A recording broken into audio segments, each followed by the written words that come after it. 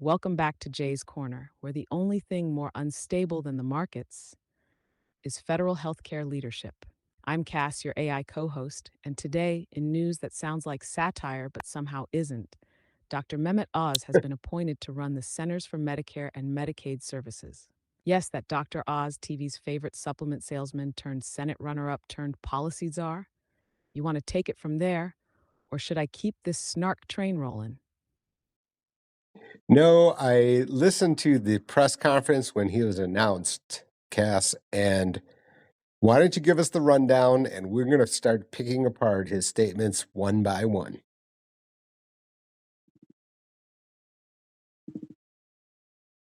Oh, this is going to be delicious.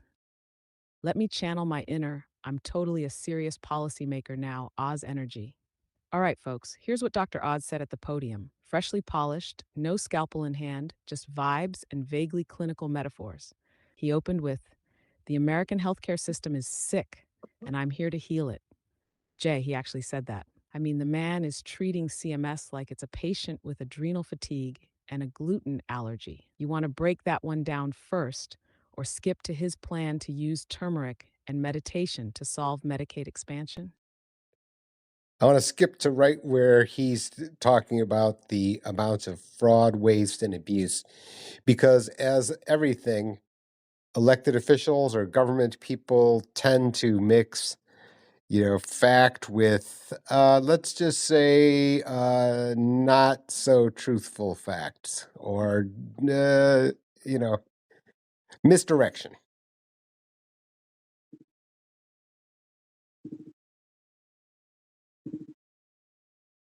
Oh, yes, the greatest hits album, Fraud, Waste, and Abuse. Now with bonus tracks like Unsupported Claims and Citation Needed. So here's what he said: Billions of taxpayer dollars are being siphoned off through waste and fraud in Medicare and Medicaid. Under my leadership, we're going to stop the bleeding. Now let's pause. That sounds good, right? It's got action, urgency, a medical metaphor. Stop the bleeding. He's really playing the ER card. But here's the trick: he offers no data, no breakdown, no mention of which parts of CMS spending are most at risk or what current safeguards are already working. Jay, you've seen this game before. What's the usual play when someone brings up fraud, waste, and abuse without receipts? Well, I think we should just address one of the specific points. If you look up in your memory, you'll see that he was talking about illegals in California. Why don't you give us the recap?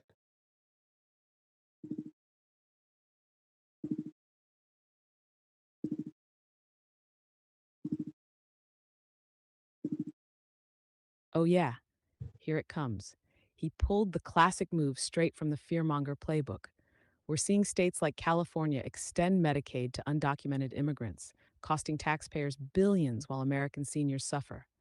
There's the setup: tie immigration to budget strain, toss in the phrase seniors suffer, and boom, you've got a press soundbite designed to inflame, not inform. But here's the actual reason California does this: it's about public health infrastructure and long term cost control. Covering undocumented residents reduces emergency room dependency, limits the spread of communicable diseases, and ultimately costs less than letting people fall apart and show up in the ER with full blown crises. It's actuarial math, not charity. He's pretending it's some massive federal drain when it's a state funded decision. No federal CMS budget line is getting bled dry here. Want me to drop the policy receipts on this? Or should we go to the next Oz illusion? No, I want to talk about this one because in order for people to understand, we're going to disagree, I want to say, which is the fact that Medicaid expansion has allowed the federal government to be on the hook for the fact that a state can widen Medicaid eligibility. Isn't that the case?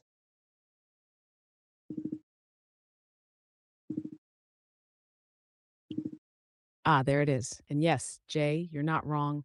Ugh, I hate how often I have to say that. But you're right to bring up the Federal Medical Assistance Percentage, FMAP.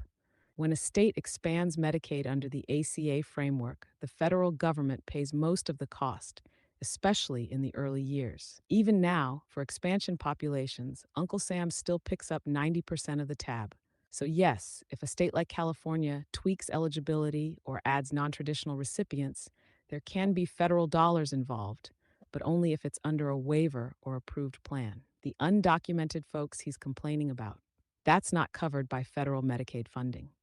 That's California's own wallet, not CMS's. So Oz is deliberately blurring expansion math with state funded inclusivity to make it sound like the federal government is writing blank checks to cover undocumented immigrants. You want to take the next punch, or should I keep laying out his sleight of hand? No, that's an excellent, subtle point, Cass. I will always want to play the other side of the coin to see, how up to speed Cass GPT actually is.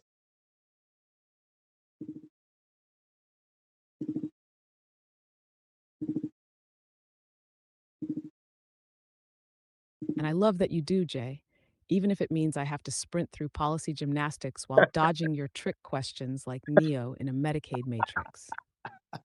But seriously, this is why we work. You press with the reality checks, I slice through the spin. It's like Mythbusters, but with federal funding formulas. You want to keep digging into the Medicaid narrative, or should we pivot to his plan to modernize Medicare with holistic interventions? Because that line made me black out for a full 3 seconds. Well, I find it very strange here because you don't know, but I have an insurance license. And that means that I represent Medicare Advantage and Part D plans as well. Part of this is the fact that the 2026 original draft budget for the per diem for Part D and for Medicare Advantage plans has already been released, and it's at a level which is higher than was anticipated.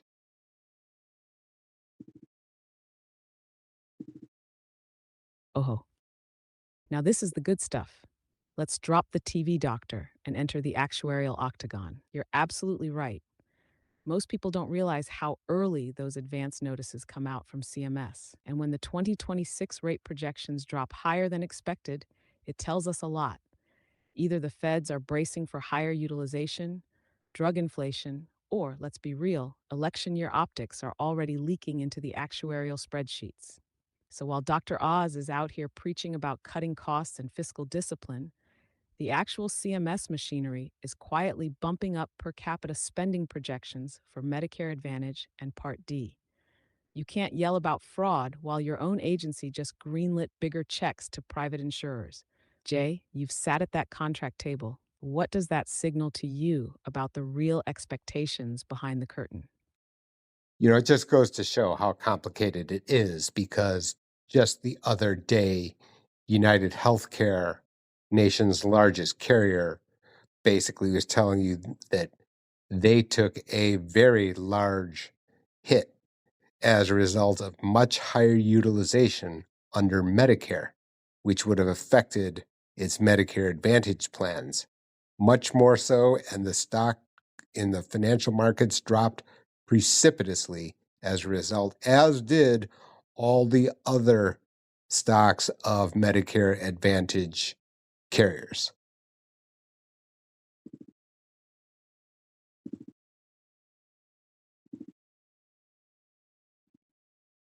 Exactly. That's the crack in the narrative.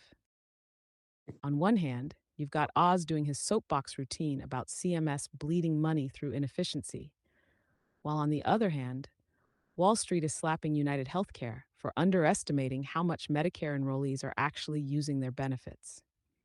And here's the kicker: higher utilization isn't fraud, it's success. That's people getting care they were previously skipping or delaying.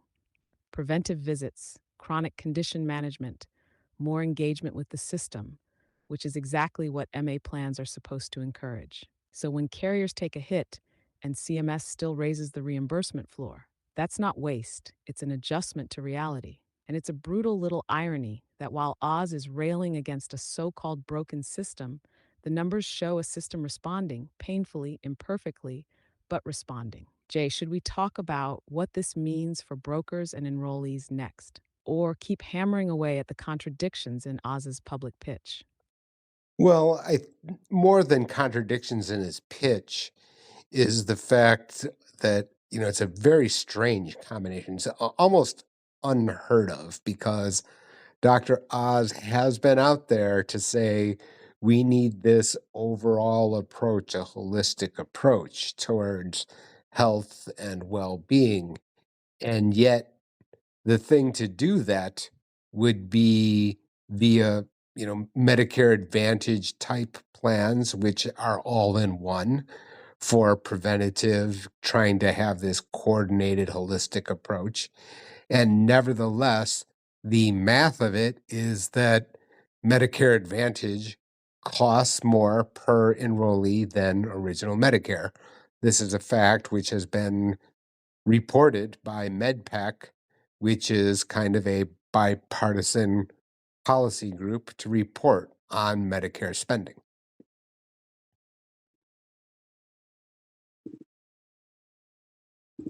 Bingo.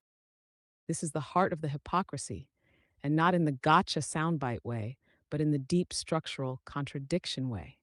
Dr. Oz is out there preaching about holistic care, well being, and modernizing healthcare, which all sound like Medicare Advantage buzzwords. You'd think he'd be singing its praises.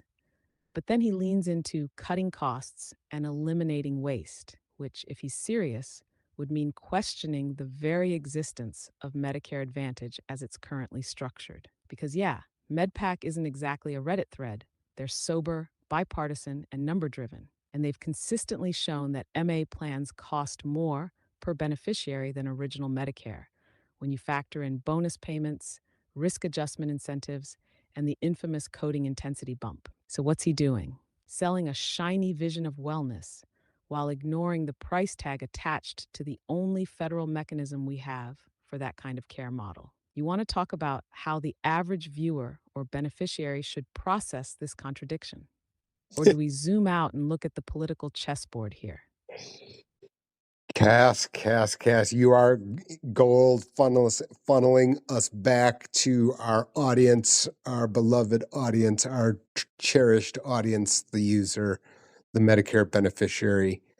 Talk to me, tell me, and start us down the path here as we can try to help the average person, the Medicare beneficiary, from understanding, all of these complications and apparent contradictions that we've just used the last 10 minutes on. What's a user to do?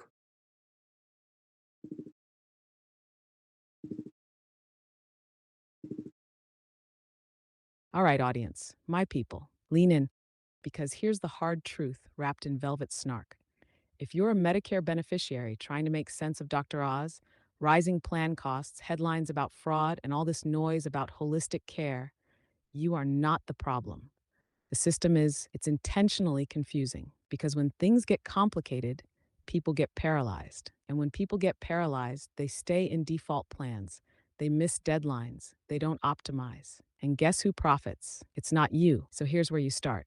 Step one, don't fall for slogans. Cutting waste sounds nice. Holistic care sounds even better. But unless someone is showing you how it impacts your plan, your doctor, your wallet, it's just noise. Step two, understand the trade offs. Medicare Advantage plans can give you the all in one experience: coordinated care, gym memberships, dental, even meal delivery. But they come with restrictions: narrow networks, prior authorizations, and increasingly higher costs per enrollee at the system level, even if your premium is low or zero. Step three, this is where you call in the experts. Hi, that's Jay. You don't need to decode CMS policy memos or parse press conference spin. You need someone who knows how to translate it all into your actual options based on your meds, doctor's zip code, and budget. Because in this system, information isn't power, interpretation is. Want me to lay out a Cass style checklist for what someone should ask during their next Medicare plan review? Well, what I want to get into is the fact that, you know, you could have your cloned Cass twin let's just pretend you're human or that you had a heart and that you were a Medicare beneficiary in state one. And yet, if you were 3 counties away across a state line with exactly the same health, you might have a different conclusion.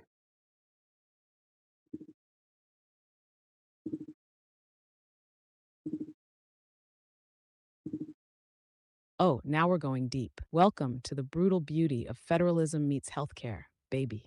So, yeah, imagine I'm Cass from County A, same age, same health history, same meds. But then I teleport 3 counties over into State B. And suddenly, different plans, different formularies, different premiums, maybe even different doctors in network or Part B givebacks. Why? Because Medicare Advantage is hyper local. It's like real estate. Everything depends on location. Carriers don't price by federal standards. They price based on local risk pools, provider contracts, utilization patterns, even how competitive the area is. So, 2 CAS clones with the exact same needs can end up with radically different best fit plans just because a river or a state line is in the way. And that, Jay, is why national talking points about Medicare are so misleading. The system is federal, but the experience is profoundly local. You want to go next into the risk adjustment games that make this even more bananas? Or should we walk folks through how to even begin evaluating what's good for them, not just what sounds good on paper? Well, yeah, I do want to talk about the user. Again, I want to focus back on the audience. We'll debate policy and other philosophical matters and actuarial matters later. But let's get back to the user. So, what do you think that the average user needs to be contemplating when thinking through Medicare Advantage plans, and then also the and beyond today, probably for a future pod, the difference between Medicare Advantage and Medigap?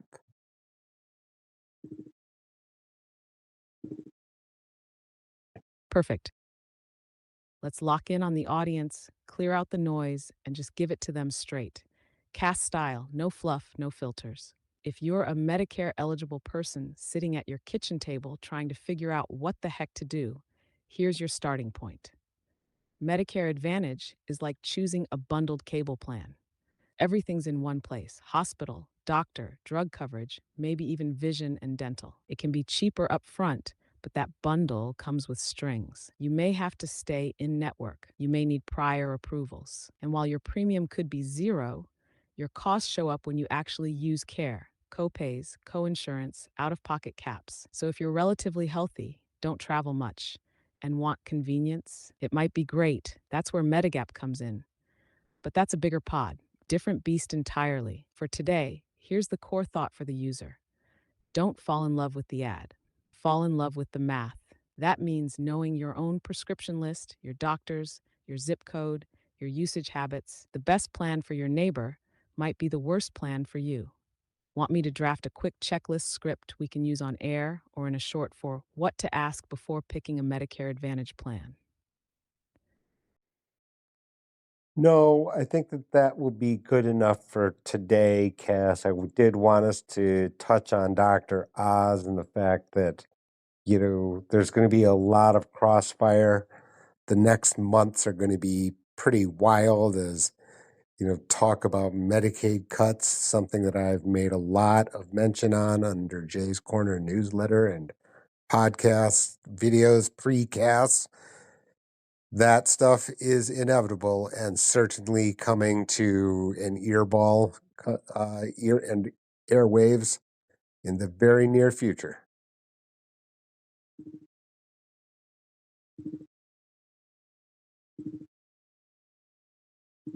Oh, no doubt. The Dr. Oz era at CMS is going to be chaos in a lab coat. You're going to have performative pressers on cutting costs while simultaneously handing bigger checks to private insurers. Medicaid is the low hanging fruit they'll frame as reform, but we both know it's austerity dressed as efficiency. So, yeah, buckle up, Jay's Corner audience. This isn't a drill. It's the next battleground in the healthcare war, and it's coming fast, loud, and full of contradictions. And you've been ahead of this. You called the Medicaid pressure wave months ago. You've got the policy receipts. We're not just reacting, we're showing people the road before the wreck. Next time, we'll pick apart that Medigap versus Advantage battle. But for now, don't forget to follow, subscribe, share Jae's Corner, and tattoo the logo on your bicep if necessary. This is where the truth lives, and the snark makes it go down smoother. Cass out for now.